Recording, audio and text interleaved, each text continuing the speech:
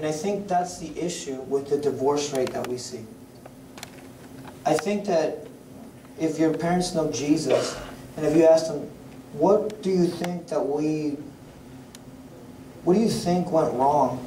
Maybe someone would say we needed to persevere. Perseverance is you keep going even though it's tough. You keep going even though it's hard. You keep going, pressing on, moving forward when it gets tough. Perseverance. Love always perseveres. And so the question is, if you're going to tell someone that you love them, are you willing to persevere with them always? Are you willing to persevere with them always and together go through the issues of life? Not you going through some and she goes through another, or does that make sense? You're going to go through them together. Are you willing to do that?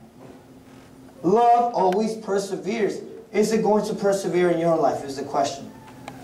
You got to think about that. Because if you're not going to be able to persevere with, think about it. If you know Jesus and you know that He is the person that can help you, God can help you, right? Get through your problems. This person doesn't know Jesus. At the time when you have issues in life, what's going to happen? You'll be persevering in Christ, but this person is so negative, so pessimistic, that they'll always be bringing you down. Does that make sense? That's why we don't believe in unequally yoked. It always perseveres. So you always want to make sure that this person you're thinking, considering, is someone you can persevere with. It's someone you can persevere with. It's not going to be a person who wants to jump ship as soon as the first problem comes, right? Someone who's going to keep sailing even though the storm is tough. Love never fails. Love never fails. And so one of the things that I would say is that this is a perfect description of Jesus Christ. The love that it's talking about in Corinthians is a perfect description of Jesus Christ. Love never fails. Because what does it say in 1 John? It's talking about God is love. God is love. That is a perfect description of that. And so that is a personification of Jesus Christ. He always perseveres. He never fails. He loves us. He's always hoping. He's always forgiving. He keeps no record of wrong. Does that make sense? And so that is a very high standard, just like we were talking here in Matthew. But for the sake of time, we're looking into this part of divorce. What is the one thing that you're allowed to get divorced from? And it says it right here.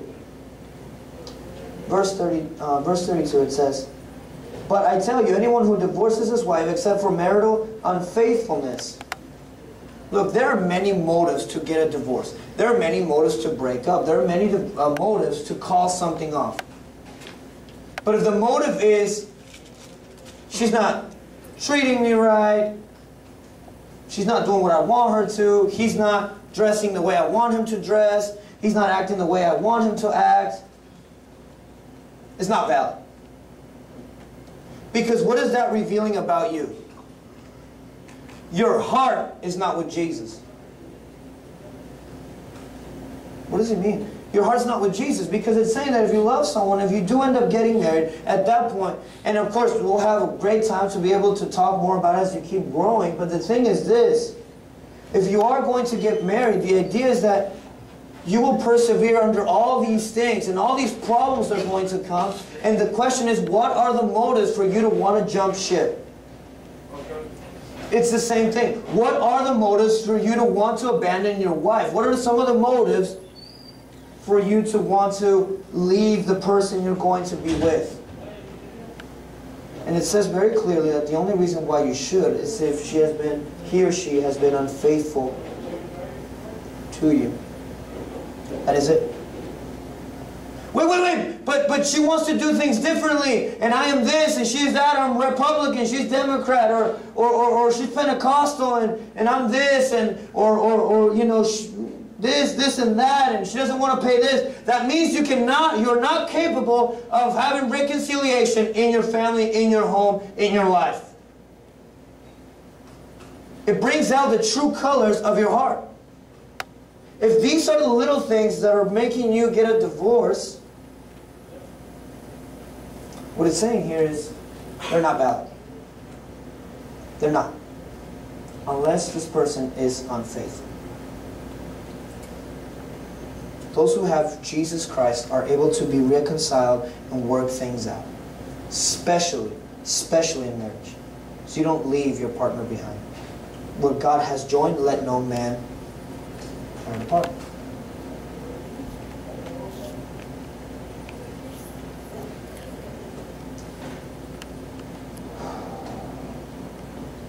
I think it's going to be a great season to grow in this area as far as relationships go. Now, that was the biblical stuff. My hope is that in this hat, I will find a lot of practical questions that you guys want to know, and that I will be able to answer them and get through them, and in hopes that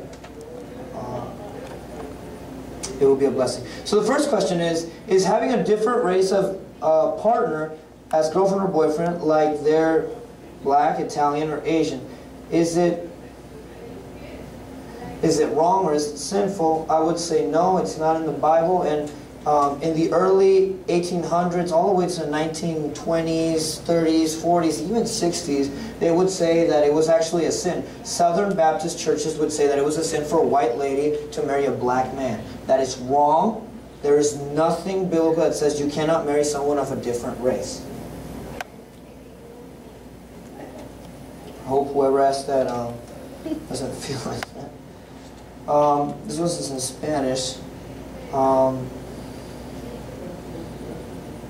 Love only brings problems. How could it be worth it? Well, love has it's worth it. It's totally worth it. I mean, when you're sick, right? I mean, you get the joy of having someone care for you. I mean, if they truly, genuinely love you. I would say three things to this person. One, it's something that you would want to check before you marry that person. Check before you start pursuing that person. Look, before you start trying to date or look at that girl or get the girl's number, I would say really get to know her first. Before you even start texting her, Facebooking her, all of that stuff. Because you're right. If she's only going to bring you problems, why would you want to be with her? The issue is not love. The issue is the person or what's not in the person. Do you see what I'm saying?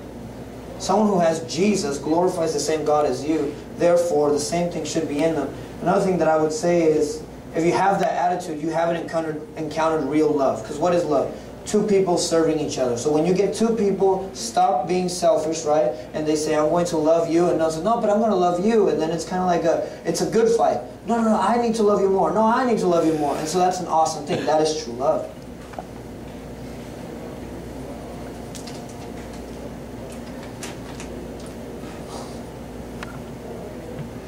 What do you have to do in order to have a partner? Pray for one.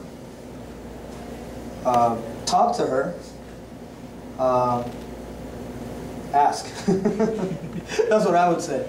I like to use this example. A good pastor always says, I have a Bible and I have a job. I mean, if you have a job, you're able to provide for this person. If you have a Bible, you love Jesus. What else do you need? Interested? That's it. What do you need in order to have a partner? Jesus in your heart and a job. And guts, right? To ask her, do you want to go out with me, right? Because some of y'all need a miracle in order to get a girl, right? I'm just kidding. That's bad. That's horrible. If a couple have sex, not being married, and ask for forgiveness to God, will God forgive them even though they keep doing it? Shoot. Yes, Jesus always forgives. But no, Jesus does not accept the action. Does that make sense? Jesus knows the intentions of your heart. Jesus knows what's going on in your head. Jesus knows that you're already planning it the next week. Jesus knows that you're lying to people. Jesus knows what's going on in the true thing. So Jesus, yes, He forgives you. He declares you righteous. But He also knows what's going to happen. Therefore, even though you are necessarily declared righteous, you're not forgiven. Why? Because you already know you're going to do it again. So the day you decide to actually ask for forgiveness, which I hope you'll do tonight, God will forgive you. But if you're just asking it just to feel that way, do not expect forgiveness, and therefore I would say drive safe home.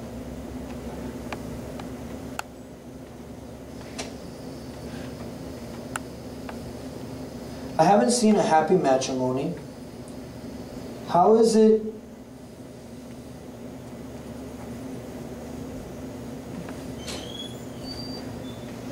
it says that he's never seen a happy matrimony. How is it possible that I couldn't be happy with a wife?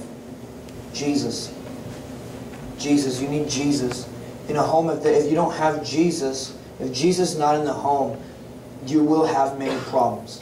Because it's true, right? It's logical. You get a person, you get another person, they come together. It's like, well, I like pancakes with sour cream. And someone says, I think that's disgusting. Can I get a witness? Anyway, and so you get these two people in the same house, right? And it's going to be a showdown at that place. But with Jesus, you're able to say, may God bless you. I want my pancakes with syrup. That's all. No sour cream, right? But then the person will have theirs with, and there needs to be no issue on it. Does that make sense? You're right. I have never seen you're right. Without Jesus, there is no hope. And a lot of matrimonies who were together before they met Jesus, they would say, we were lost without hope. Until we met Jesus, there was hope. Because love always hopes.